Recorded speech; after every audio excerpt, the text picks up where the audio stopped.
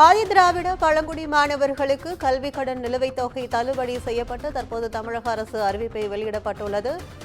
ஆதி திராவிட பழங்குடி மாணவர்களுக்கு கல்வி கடன் நிலுவைத் தொகை தள்ளுபடி செய்து தமிழக அரசு உத்தரவு பிறப்பித்துள்ளது. கடன் நிலுவைத் தொகையை வசூலிக்க முடியாத காரணத்தால் தள்ளுபடி செய்யப்பட்டுள்ளதாக தமிழக அரசு தரப்பில் தெரிவிக்கப்பட்டுள்ளதை அண்மை செய்தியாக பார்த்து வருகிறோம்.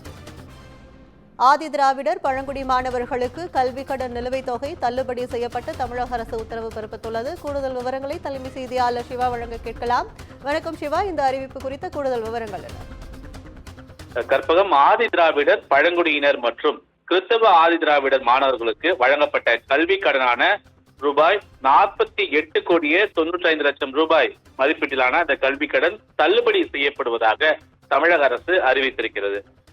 ஆதி திராவிடர் பழங்குடியினர் மற்றும் கிறிஸ்தவ ஆதி திராவிட மாணவர்களுக்கு 1972-73 முதல் 2002-2003 வரையிலான காலங்கள்ல அவர்கள் மருத்துவம் மற்றும் மருத்துவம் சார்ந்த படிப்புகள் உட்பட அனைத்து படிப்புகளுக்கும், அதோடு மட்டுமல்லாமல் 2003-2004 முதல் 2009-2010 வரையிலான காலங்கள்ல மருத்துவம் மற்றும் மருத்துவம் சார்ந்த படிப்புகளுக்கு வழங்கப்பட்ட கல்வி கடன்கள்ல 48.95 கோடி ரூபாய் இதுவரை நிலுவைத் தொகையினை மாணவர்களிடமிருந்து வசூலிக்க இயலாத காரணத்தால் வசூலிக்க சரியான பதிவேடுகள் மற்றும் விவரங்கள் ஏதும் அலுவலக ஆவணங்களில் இல்லாமல் இருக்கிறது என்ற ஒரு விவரத்தையும் தமிழக அரசு குறிப்பிட்டிருக்கிறது. எனவே வசூலிக்க வேண்டிய நபர்களை அடையாளம் காண இயலாத காரணத்தினால் இந்த 48,95,00,000 ரூபாய் ஒட்டுமொத்தமாக சிறப்பினமாக கருதி முழுமையாக தள்ளுபடி செய்யப்படுவதாக தமிழக அரசு தற்போது அதற்கான ஆணையை பிறப்பித்திருக்கிறது.